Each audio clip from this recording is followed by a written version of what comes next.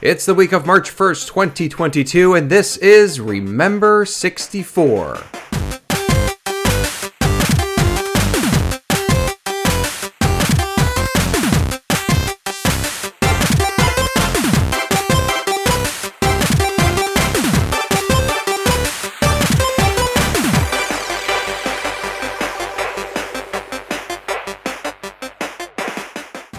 Welcome, one and all, to the inaugural episode of Remember 64, a journey through the Nintendo 64 catalog and all the fun and weirdness it had to offer.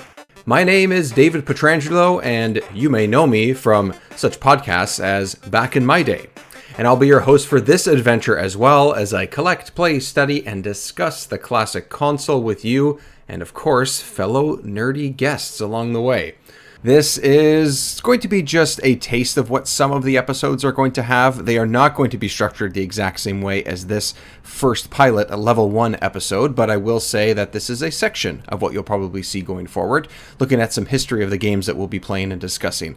So I thought I'd begin the podcast on one of the most exciting and riveting topics known to any student out there. Of course, that would be history. Nintendo 64 is here. Get into it. I kid, but, it's actually an important aspect of all our journeys, and one that the gaming space probably needs a little bit more of. Now, I'm no teacher, I'm no expert, but I do love the history of gaming, the gaming industry, and I thought we'd begin our path to the 64-bit righteousness in the early 1990s and leading to the console's launch in 1996. As the legendary quote-unquote console wars between Nintendo and Sega and their Super Nintendo and Genesis consoles raged on, a new challenger entered the space. That would be Sony. Them and the Big Red N were in talks to create the PlayStation, which was supposed to be a CD add-on for the SNES, but behind their backs, allegedly, Nintendo decided to flip that switch and work with Philips instead. Yes, Philips, that made CD players, makes TVs, all these different types of things over the last few decades. That gave Sony the fire under their butts that they needed to get their own thing going. What's now known as the PlayStation 1. We will touch on that a little bit later. But what does all this have to do with Nintendo and the launch in 1996? Well, once 1991 came to a close, they knew they had to at least begin to think of what console they'd create next, because 16-bit was so 1989, don't you think? Well, it was in 1992 at the Consumer Electronics Show, or CES, that a 3D Mario rendering, think of the intro to Super Mario 64, picture that in your head, Silicon Graphics, some of the people at this company helped make the dinosaurs come to life in Jurassic Park, which is amazing technology that revolutionized movies. Well, they saw this demo and nearly immediately wanted to shake hands with Nintendo and move to the next step. Well, by the time the mid-90s were just a few short months away, consoles like the Jaguar were calling hardware like the Super Nintendo dated and lame. Well, after all, they had 32-bit graphics in their home boxes, so 16 was half the power. In October of 93, Sony came back into the mix, saying they're now developing their PlayStation console featuring, you guessed it, 32-bit graphics. Well, what did Nintendo do in response? They came out and told the world it was working with Silicon Graphics, the people I mentioned just a moment ago, in developing what was called Project Reality, scheduled to be released in 1995. Internally, they were planning on skipping the 32-bit tech and jumping straight to the 64 era. Flash to mid-1994, Nintendo made the controversial announcement that they were going the way of the cartridge, once again familiar from their previous consoles, and foregoing the emerging and more high-tech format of the compact disc. Their reason? Well, it would make the console significantly less expensive compared to competitors that were pricing their boxes at the time anywhere from $350 to $500. Well, as the so-called Dream Team worked on what was eventually known as Nintendo Ultra 64, in September of 94, production was officially underway for the iconic Super Mario 64. Just as Sega released the Sega Saturn and newcomer Sony PlayStation hit Japan's shelves. As the N64 was being developed and fine-tuned, so was the now iconic controller. According to company documents and interviews and all the history that's out there right now, there were about 100 different prototypes for the joystick alone. In May of 1995, the first official E3, Nintendo was still pushing what the SNES had to offer. And after all, Super Mario RPG was on the horizon. And if anyone hasn't played that, it's a really great game. Yeah. We're getting calls about a wild party over here. Know anything about it? I didn't think so. Which one of you jokers goes by the name Mario? It's me. Could you step outside, please? Well, it's now late 1995. At their own trade show in Japan, the final name for the console was confirmed as, of course, Nintendo 64. Now, according to the company, the name change took place because they wanted to keep the name convention simple and consistent worldwide, unlike its previous consoles. So this is also where the first prototype of the controllers and console itself was unveiled. 2 demos were also there, including Super Mario 64 and what was then called Kirby Ball 64.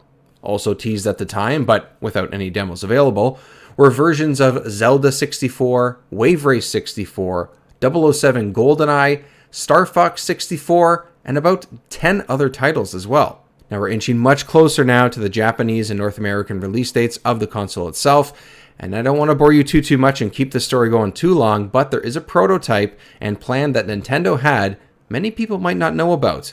The release of the 64DD, a disc add-on that would snap to the bottom of the console. They weren't really CDs, instead think of them as small discs like the GameCube games, wrapped in a plastic casing. Proprietary technology at its finest, don't you think? Well, the reason for the DD was to jump from 64 bits of space on games up to 128. It was at this inaugural E3 that Nintendo also announced the release dates for the N64 would now be 1 year later in 1996. Well, officially in Japan, the console launched on June 23rd of 1996, selling out each and every console in only 24 hours. The North American release was set for September 29th of that year and priced at just $200. That, alongside the successful marketing, the timing of the release just before the holiday season, and, well, just the fact that Nintendo had something brand spanking new to offer, the N64 was selling an estimated $5 million worth of games, accessories, and consoles in North America, get this, on a daily basis. All that with only 10 games available to purchase. You could zoom in, zoom out, change angles. Go anywhere you want to go, do anything you want to do. Here we go! This place is really sweet.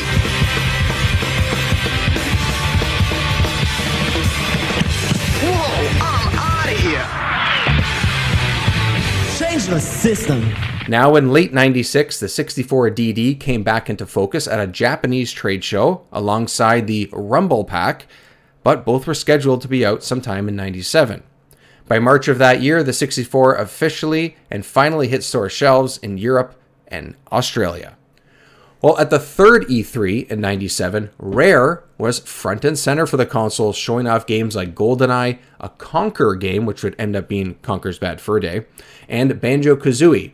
Absent from this expo, the 64DD, because apparently there were no games to show off for it yet. Now, by the time we get to the end of 1997, there were a ton of big name games released for the console, many of which we'll be getting to and digging deeper into with the large catalog of games we have coming up. Now, until that time, I want to say thank you for joining me for level 1 of this podcast. Here's hoping you'll join me on my next few steps and levels through this journey of 64-bit badassery as we discover what the highs and low points of the console were, and until it was discontinued in the early 2000s. I will say this, though, right up front in Level 1 and Episode 1, there may be some slight detours along the way, talking about some gaming predecessors or future titles that were linked to this console and this era of games. But I want to do that so we can flesh out the story and get a well-rounded experience of what the iconic Nintendo console had to offer from beginning to end.